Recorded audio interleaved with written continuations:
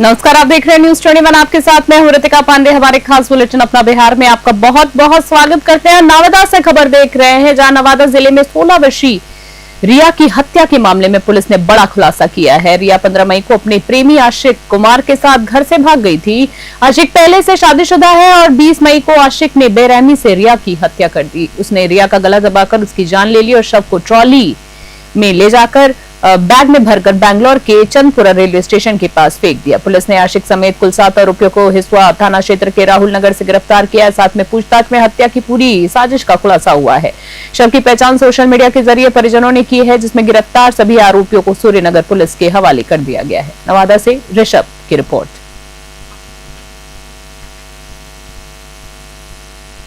भागलपुर से खबर, जहां पे वार्ड नंबर 21 से एक चौंकाने वाली घटना सामने आई है। दीपा और मधेपुरा के सानू कुमार की फेसबुक पर हुई दोस्ती 5 सालों में प्रेम में बदल गई और दोनों ने 1 जून को शादी तय कर ली। साथ ही तैयारियां पूरी थी, मंडप सज चुका था, लेकिन रस्मों से पहले ही दूल्हा गायब हो गया। उसका फोन स्विच ऑफ मिला। जब घंटों बाद मोबाइल और ऑन हुआ तो सानू ने कहा कि उसकी किडनैपिंग हो गई थी। सुबह जब वो लौटा तो ग्रामीणों ने उसे घेर लिया। वार्ड पार्षद संजय सिंह समेत ग्रामीणों ने कहा कि बूढ़ानाथ मंदिर में समाज के सामने शादी करवाई जाएगी। अब सवाल उठता है कि क्या ऐसा लड़का दीपा के भरोसे पर खरा उतरेगा। भागलपुर से राहिल सिद्दीकी की रिपोर्ट।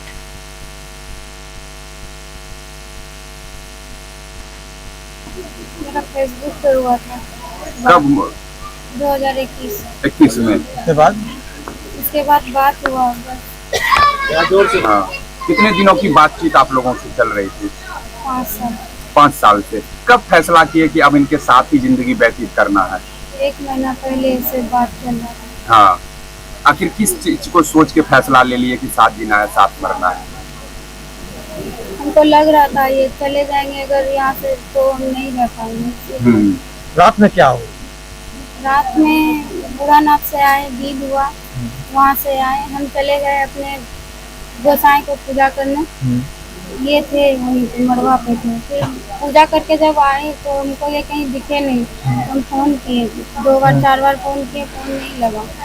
फोन करते करते फिर हम आए यहाँ देखने के लिए, कहीं होंगे रूम में या यहाँ आ जाएंगे। तो यहाँ से गए, नहीं मिले तो हम बैठ गए जाकर, हम सोचे कहीं गए होंगे। फिर इनका दोस्त अमित आया, बोला कि सानू कहाँ है, सानू को देखी हो। तो हम घबरा गए, हमको लगा कि कुछ हो गया है, वो है नहीं, कहीं दिख नहीं रही, कहीं जाते नहीं है, हमको बिना बताए नहीं जाते थे। आज कैसे अचानक से चले गए, बस उसी टाइम से ही हम लोग खोजने लगे। कब मिले थी? सुबह सुबह का कितने बजे आए थे? सुबह 9-10 बजे आए। अब ये फैसला किया कि हम शादी करेंगे। क्या वजह थी कि आपने इनकार कर दिया था? क्या कारण क्या था कि किस वजह से आप इनकार कर रहे थे? इनकार हम नहीं करते, हाँ। इनकार किए भी नहीं है। हाँ। बस ऐसा कोई घटना हुआ। आप दोनों में पहले से संबंध था या बातचीत थी? हाँ था। तो फिर शादी करने का फैसला आप दोनों का? हम दोनों का ऐसा। समाज का कोई दबाव वगैरह नहीं? अब आप स्वीकार कर रही हैं लड़की को, कैसे रहना होगा आगे का जीवन? अभी शुरुआत में ही आप इस तरह से कर रहे हैं। जो गलती हो गया सो गया, अब आगे से नहीं है। और क्या कुछ फैसला आप समाज की ओर से लिया गया? सबसे पहले तो हम आपको बताना चाहते हैं प्रेस के माध्यम से, यह घटना वार्ड नंबर 21 का है और हम इस वार्ड के पार्षद हैं। कल रात में एक मेरे बहुत शुभचिंतक वरुण पासवान जी ने फोन किया कि मेरे मोहल्ले की एक लड़की की शादी हो रही है, आप आइए मेरे शादी इस कार्यक्रम में। अचानक फिर फोन कुछ देर के बाद आता है और कहता है कि लड़का मंडप पर जाने के बदले भाग गया।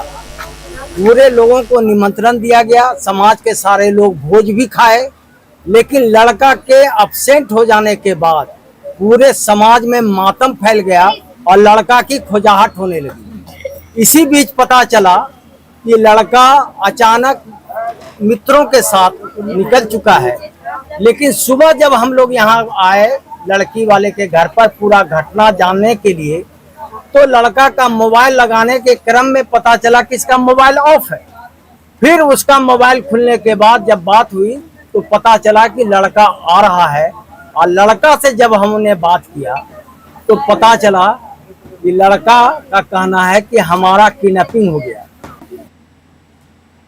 दरभंगा से खबर, जहां 28 मई को दरभंगा के सेमाड़ा थाना क्षेत्र में दिन दहाड़े शिक्षक मंसूर आलम को गोली मारकर हत्या कर दी गई थी। घटना नसीरगंज निस्ता के पास हुई जब वे विद्यालय जा रहे थे। हत्या के बाद दरभंगा एएसपी के निर्देश पर एसआईटी गठित की गई, जिससे महज 5 दिन में 2 शातिर अपराधी को गिरफ्तार कर लिया गया है। गिरफ्तार आरोपियों में सीतामढ़ी निवासी छोटू उर्फ दिवेश कुमार और साधु राय उर्फ अंकित कुमार शामिल है। इसके पास से बाइक, मोबाइल और टी शर्ट्स बरामद हुई हैं। जांच में खुलासा हुआ है कि मृतक की बेटी की शादी को लेकर मदरसे से मुफ्ती का विवाद था, जिसे लेकर साजिश रची गई थी। दोनों अपराधियों पर पहले से कई आपराधिक मामले दर्ज है। दरभंगा से राहुल चौधरी की रिपोर्ट। सिंगोड़ा थाना अंतर्गत 28 तारीख को सुबह जो एक शिक्षक की हत्या हुआ था, उसमें हम लोग एक एसआईटी गठन किए थे। उसमें अनुमंडल पुलिस पदाधिकारी कमतौल सदर 2 और सर्कल इंस्पेक्टर एसएचओ और तकनीक की टीम इसमें शामिल थे। और घटना में जो अगल बगल का सीसीटीवी चेक किया गया और कुछ मोबाइल नंबर्स मिले थे, उसके आधार पर हम लोग अभियुक्त को चिन्हित किए जो मारने के लिए आए थे। उसमें बाइक में जो 3 बाइक सवार अपराधी थे, उसमें चिन्हित करते हुए 2 को गिरफ्तारी किया गया। उसमें छोटू उर्फ दिवेश कुमार, ये थाना महिंदवाड़ा जिला सीतामढ़ी का रहने वाला है। दूसरा साधु राय उर्फ अंकित कुमार, थाना घोकरा जिला सीतामढ़ी के रहने वाले हैं। ये दोनों को गिरफ्तारी किया गया। और अन्य एक आदमी है, वो अभी उसके लिए भी हम लोग छापेमारी कर रहे हैं गिरफ्तारी के लिए। बाकी जो घटना में जो प्रयुक्त था मोबाइल, जो बाइक था, उसको भी हम लोग बरामद किए हैं। और जो टी शर्ट जो पहना हुआ था जो घटना में, उसका भी बरामद किया हुआ है। और इसमें मेन ये लोग सुपारी किलर्स है, इन लोग को मिला था 2 लाख रुपए का पैसा। उसमें 1 लाख रुपए इनको ऑलरेडी दे दिया गया था। उनका जो नाम सुपारी दिए थे, उनका नाम है मुफ्ती साहब अनवर। तो ये मद्रासा में पढ़ाई अरावी थाना अंतर्गत जंगोलिया मिशोलिया मद्रासा में पढ़ाते थे। और मृतक का जो बेटी है वहाँ पढ़ाते हैं। भागलपुर से खबर है, जहां भागलपुर के जगदीशपुर थाना अंतर्गत पुरैनी रेलवे स्टेशन के पास स्थित बगीचे में एक युवक का शव मिलने से इलाके में सनसनी फैल गई है। स्थानीय लोगों ने बताया कि सुबह करीबन 10:30 बजे उसी हालत में पड़ा हुआ मिला, जिसमें मृतक की पहचान 12पुरा निवासी एचडी राजू हसन के रूप में हुई थी, जिसकी उम्र करीबन 35 से 40 वर्ष बताई जा रही है। सूचना मिलने पर थाना प्रभारी अवनीश शंकर दलबल के साथ मौके पर पहुंचे और शव को कब्जे में लेकर जांच शुरू कर दी है। एफएसएल टीम भी मौके पर पहुंची और साक्ष्य जुटाए हैं। वहीं मृतक की पत्नी फारूका ने बताया है कि उसका ससुराल पुरैनी करबला में है और वो नियमित रूप से इसी इलाके में आकर शराब पीता था। मृतक के 6 बच्चे हैं, 3 बेटा 3 बेटी हैं और साथ ही पुलिस ने शव को पोस्टमार्टम के लिए भेज दिया और मामले की छानबीन की जा रही है। भागलपुर से राहिल सिद्दीकी की रिपोर्ट। देखा गया था क्या? ये जगदीशपुर थाना क्षेत्र अंतर्गत ये पुरानी रेलवे स्टेशन से पूरब में ये आम का बगीचा, यहाँ एक अज्ञात शव मिला है, जिसका कि अभी हम लोग को पहचान के लिए सब जगह कैलकुलेट किए हैं। मृत्यु का कारण स्पष्ट नहीं है। आगे हम लोग एफएसएल की टीम को जो है अभी बुला रहे हैं, जो तुरंत यहाँ पे मुआयना करेगी और फर्दर पहचान हो जाने और पोस्टमार्टम रिपोर्ट आने के बाद हम लोग कुछ इसमें स्पष्ट कर पाएंगे। Thank you sir. कैसे क्या हुआ था? ये तो पीने के लिए और क्या। अच्छा, पीने के लिए आया था। हाँ। तो आप लोग को पहले से पता नहीं था? मैं तो बेटा देखो तो वही पता लगा, तो वही बोला कि हीरा पड़ा। कितना बच्चा है इसको? ऐसा? हाँ, 6 बच्चे। 6 बच्चा है। बेटा और बेटी कितना? 3 लड़का 3 लड़की। 3 लड़का और 3 लड़की। कोई काम उम करता था? वो ऐसा मालिक नहीं भैया, हमको एकदम। रहने वाला ही कहाँ का था? बरपुरा का। अरवल से खबर आ रही है, जिले में कांग्रेस पार्टी द्वारा हर घर झंडा अभियान के तहत गांव-गांव जाकर पार्टी का झंडा फहराया गया है। इस दौरान कांग्रेस के वरिष्ठ नेता डॉक्टर राम विनय यादव ने कहा है कि अखिल भारतीय कांग्रेस पार्टी के निर्देश पर यह कार्यक्रम पूरे देश में चल रहे हैं। पार्टी के कार्यकर्ता घर घर पहुंचकर कांग्रेस का झंडा लगा रहे हैं और संगठन को जमीनी स्तर पर मजबूत कर रहे हैं। उन्होंने कहा है कि यह अभियान सिर्फ एक प्रतीकात्मक कार्य नहीं है, बल्कि कांग्रेस विचारधारा को घर घर पहुंचाने के माध्यम भी है। ग्रामीणों ने इस पहल में सहयोग दिखाया और पार्टी के साथ खड़े नजर आए। अरवल से रंजन कुमार की रिपोर्ट। बुलेटिन में अगली खबर जमुई से देख रहे हैं। जमुई जिले के मलयपुर बाजार में सोमवार दोपहर एक अजीब वाकया सामने आया है, जब एक युवक ने खुद को मलयपुर थाने का नया दरोगा बताकर एक फिनो ग्राहक सेवा केंद्र संचालक से 50,000 रुपए ठगी कर ली। पीड़ित सौरभ कुमार के अनुसार आरोपी ग्राहक बनकर आया और 60,000 रुपए स्कैनर से ट्रांसफर करने को कहा। जब सौरभ ने बताया कि फिलहाल 50,000 ही है, तो आरोपी ने पहले वही मंगवाया और कहा कि बाकी बाद में लेगा।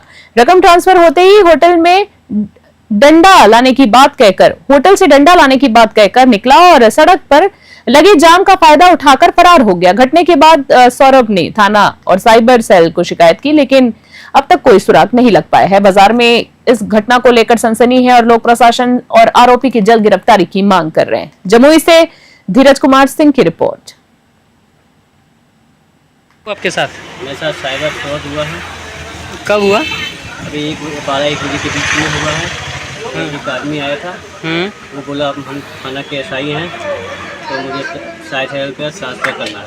हम मुझे ठीक है, हो जाएगा। अभी अकाउंट में 50,000 ही है। अच्छा, 10,000 हम मंगाते हैं, तो ठीक है। स्कैनर दिया हम उसको, उस पर 50,000 ट्रांसफ़र करने वाला। ठीक है, ट्रांसफ़र कर देते हैं। तब तक मनीष भाई दुकान में बैठा हुआ था और बोला पेज दे रहा है मेरा। मुझे ठीक है, ट्रांसफ़र कर रहे हैं।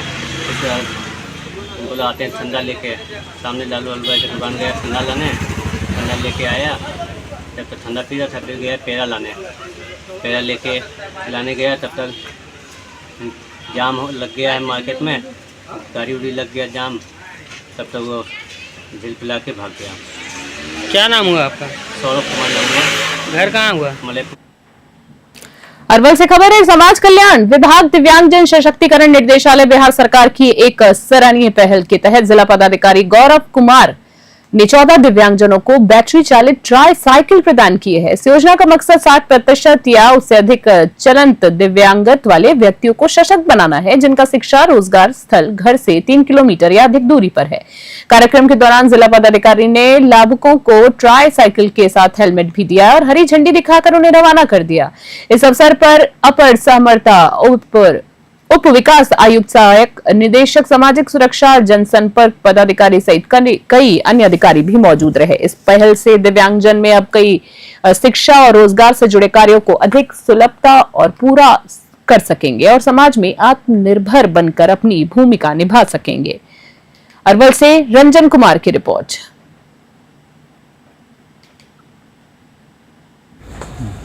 सरकार के द्वारा आपको ट्राईसाइकिल दिया गया है, इसके बारे में आप क्या कहना चाहेंगे? सर, इसके पहले तो मैं सरकार को बहुत बहुत धन्यवाद करता हूँ। और ये बिहार सरकार और जिला प्रशासन के द्वारा जो साइकिल दी गई है, ये बहुत ही सराहनीय है और दिव्यांगों के प्रति बहुत ही अच्छा पहल है। इसीलिए जिला प्रशासन को बहुत बहुत धन्यवाद सर। और यहाँ के जो DDS हैं और बुनियादी केंद्र के जितने भी कर्मचारी लोग हैं, उनको बहुत बहुत धन्यवाद सर। मधेपुरा से खबर है। जिले में तेज आंधी और बारिश ने जनजीवन को अस्त व्यस्त कर दिया है। रविवार से ही मौसम में बदलाव देखने को मिला, लेकिन सोमवार देर रात मूसलाधार बारिश और 40 किलोमीटर प्रति घंटे की रफ्तार से चल रही हवा ने संकट बढ़ा दिया है। कई जगहों पर पेड़ और टहनियां गिरने से बिजली गुल हो गई, जिससे कार्य प्रभावित रहा है। डॉक्टर्स ने मौसम बदलने से संक्रमण का खतरा भी जताया है और बुजुर्ग बच्चों का विशेष सतर्कता बरतने की सलाह दी है। बारिश के कारण मोहल्लों में जल जमाव हो गया है, जिससे राहगीरों को परेशानी भी हो रही है। ग्रामीण क्षेत्रों में गेहूं की बड़ी खड़ी फसलें खतरे में है। प्रशासन की ओर से अब तक कोई ठोस पहल नहीं की गई है, जिससे लोगों में नाराजगी भी देखी गई है। मधेपुरा से अमन आनंद की रिपोर्ट। अरवल जिले के कूर्था थाना परिसर में मंगलवार को एक अनोखी शादी देखने को मिली है, जहां ना बैंड था ना बारात थी, लेकिन प्रेमी की जीत जरूर थी और साथ में प्रेम की भी जीत जरूर थी। करपी थाना क्षेत्र में सतीश कुमार और औरंगाबाद की रेनुष कुमारी ने अधिकारियों की मौजूदगी में भगवान शिव को साक्षी मानकर साथ वचन दिए हैं। दोनों पहले ही कोर्ट मैरिज कर चुके थे, लेकिन परिजन नाराज थे। मामला थाने पहुंचा तो अपर थानाध्यक्ष शमशेर आलम और पीएसआई स्मिता उपाध्याय की पहल पर थाने में बने मंदिर में विधिवत शादी कराई गई। मौके पर मौजूद पुलिसकर्मियों ने नव विवाहित जोड़े को आशीर्वाद दिया। साथ में यह दृश्य देखने वालों के लिए प्रेम, विश्वास और सामाजिक समरसता का मिसाल भी बन गया है। अरवल से रंजन कुमार की रिपोर्ट।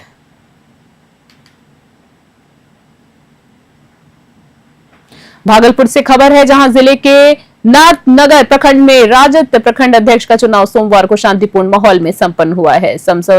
सर्वसम्मति से अशोक कुमार राकेश को पुनः प्रखंड अध्यक्ष चुना गया है, जिसमें कार्यकर्ताओं ने उन्हें माला पहनाकर खुशी जताई है। निर्वाचन प्रक्रिया की निगरानी के लिए निर्वाचन पदाधिकारी की तैनाती की गई है, जिसमें बैठक में मौजूद सभी कार्यकर्ताओं ने एक स्वर में उनके नेतृत्व पर भरोसा जताया है। महिला प्रकोष्ठ अध्यक्ष रानी देवी सहित कई वरिष्ठ नेताओं ने उनके कार्यकाल की सराहना की है। साथ में अपने चयन पर अशोक कुमार राकेश ने कहा है कि कार्यकर्ताओं के विश्वास को कायम रखते हुए संगठन को और मजबूत करेंगे। उन्होंने तेजस्वी यादव के नेतृत्व में राजद को नाथनगर में भी आगे मजबूत देने का संकल्प दोहराया है। मौके पर राजद के दर्जनों पदाधिकारी और कार्यकर्ता मौजूद रहे। भागलपुर से राहिल सिद्दीकी की रिपोर्ट।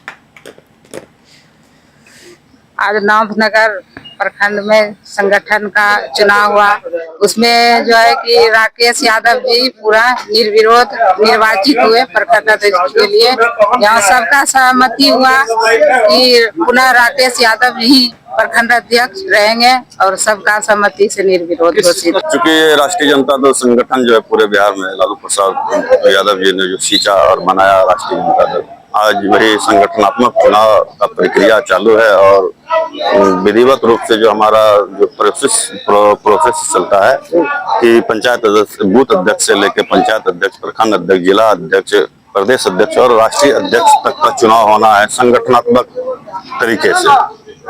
तो वही प्रक्रिया में आज चुनाव हुआ, प्रखंड अध्यक्ष का चुनाव हुआ। ये नाथनगर प्रखंड है और यहाँ चुनाव हुआ कि विधिवत रूप से जो प्रक्रिया होता है, यहाँ हमारे अशोक कुमार राकेश जी चुनाव मैदान में थे और वो निर्विरोध चुने गए। आज ये चुनाव हमारे जो राष्ट्रीय जनता दल नाथनगर प्रखंड के हमारे कार्यकर्ता हैं, उनके द्वारा यह मतलब कि चुनाव किया गया है और इस चुनाव में उनको अच्छा लगा कि मैं पुनः मतलब कि दोबारा प्रखंड का अध्यक्ष बनूं, तो उन लोगों ने मुझे दोबारा प्रखंड अध्यक्ष बनने का मौका दिया। निश्चित रूप से हम उनके आभारी हैं और अपना कार्य लालू प्रसाद यादव और के जो रोशनी है उनकी मतलब कि और खास करके तेजस्वी यादव जी का जो मार्गदर्शन है, उस मार्गदर्शन में हम लोग चाहेंगे कि राष्ट्रीय जनता दल हमारा नाथनगर प्रखंड में जिस तरह नाथनगर विधानसभा क्षेत्र से जिस तरह से कि ये अली अकबर सिद्दीकी जी अगले बार विधायक बने थे, हम लोग सभी एकजुट होकर के उनको पुनः मतलब कि जो है जिताने का भर कोशिश प्रयास। अभी के हमारे खास बुलेटिन में फिलहाल के लिए इतना ही। तमाम अपडेट्स के लिए देखते रहो और बने रहे हमारे साथ। नमस्कार।